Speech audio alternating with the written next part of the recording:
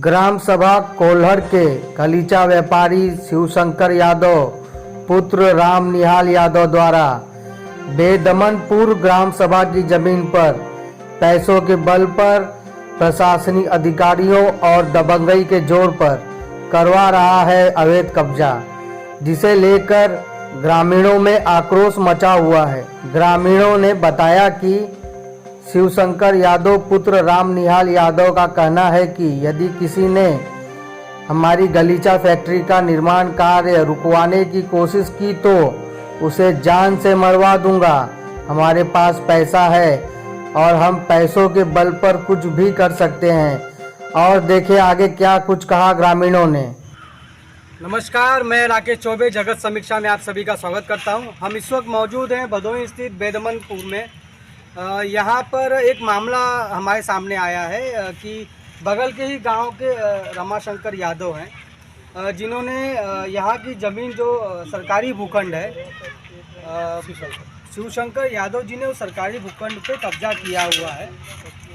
यहाँ के कुछ नागरिक हैं, उनका ये कहना है कि उन्होंने यहाँ के कुछ लोगों ने जब इनसे इस बारे में जानकारी ली कि किस बिहाफ पे आप कब्जा कर रहे हैं, किसने आपको ये ज़मीन दी है, तो और भी जानकारी मांगने की जब उन्होंने कोशिश की है तो ऐसे नागरिकों को यहाँ के जो मूल निवासी हैं उनको ये डरा रहे, धमका रहे हैं। तो आइए हम जानते हैं मामला क्या है। नमस्कार सर, मैं अंकुर दुबे अधिवक्ता आप मीडिया के माध्यम से कुछ बात कहना चाहता हूँ।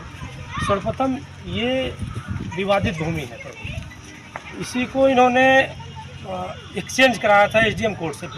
जब से ये विवाद शुरू हुआ, ये मेन जड़ यही है सर। इन्होंने इसको एक्सचेंज कराया और बगल की संपत्ति को प्रभु अवैध तरीके से कब्जा किया, और जो कि ये एक्सचेंज जो कराया प्रभु वो विधिपूर्ण नहीं है प्रभु। पहली चीज़ तो ये समझ लीजिए। इसके खिलाफ मैंने अपील दाखिल किया एसडीएम महोदय के यहाँ, और उसके बाद तब से मुझे धमकी दी जा रही है कि मैं आपको जान से मार दूंगा, या आप अपनी केस उठा लो, मैं पैसा वाला हूँ, मेरा कुछ होगा नहीं, ये है वो है। उसके बाद हर दिन हमको पुलिस द्वारा, कुछ व्यक्तियों द्वारा, इनके द्वारा हमेशा टॉर्चर करने को मिल रहा है। पुलिस प्रशासन का नाम ले रहे हैं, किसी अधिकारी का नाम बताएंगे आप? किसी अधिकारी का नाम नहीं बता रहे हैं प्रभु कि अधिकारी द्वारा हमको कई बार थाने में बुला के अभद्र टिप्पणी की गई है प्रभु। किस थाने में बुलाया गया आपको? मेरे निजी थाने में बुलाया गया था। मेरे घर पे किसी अधिकारी या कर्मचारी का बताएंगे नाम आप? नहीं, नाम किसने बुलाया था? नाम बताने के लिए मैं राजी नहीं हूँ, इसलिए कि प्रभु आप आज हैं कल चले जाएंगे, अधिकारी हमेशा आएंगे, मुझे हमेशा टॉर्चर। देखिए यहाँ पर किस तरह इस गांव के मूल निवासी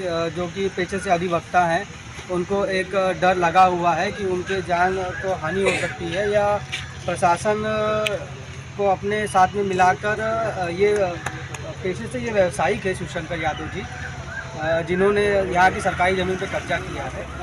तो आप देख सकते हैं कि किस तरह एक अधिवक्ता जो लोगों के लिए न्याय मांगता है, आज वो डरा हुआ है, सहमा हुआ है।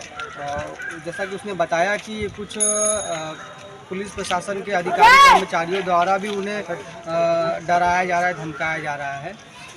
तो हम यहाँ से कोई और है, कुछ जानकारी दे सकते हैं? नीतीश कुमार दुबे मेरा नाम है, मैं एक पेशे से अध्यापक हूँ।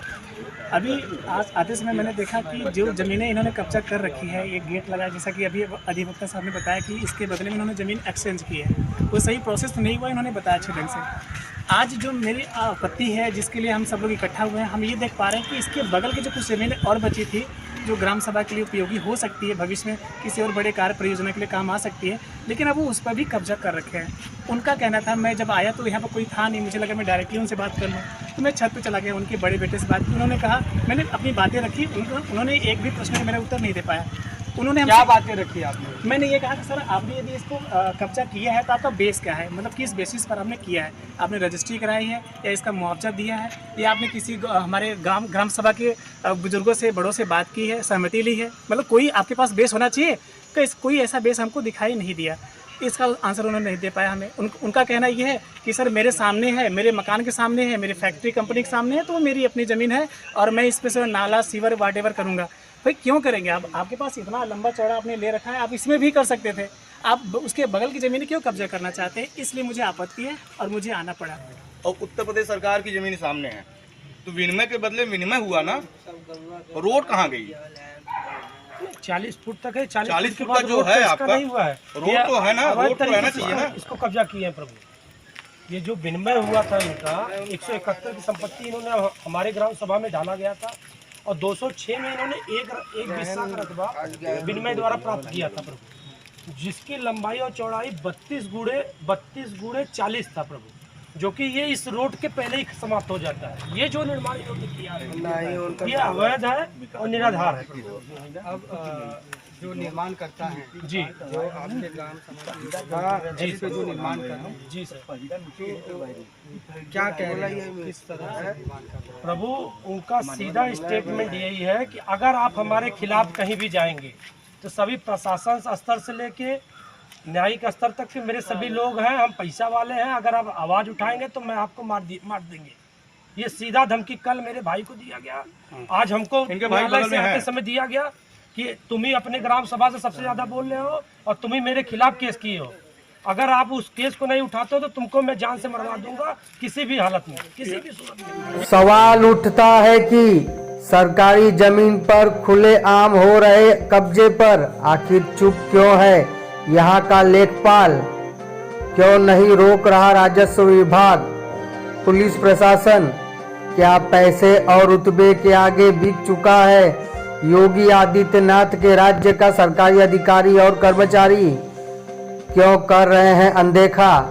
क्या मिल पाएगी बेदमनपुर ग्रामवासियों को उनके ग्राम समाज की जमीन?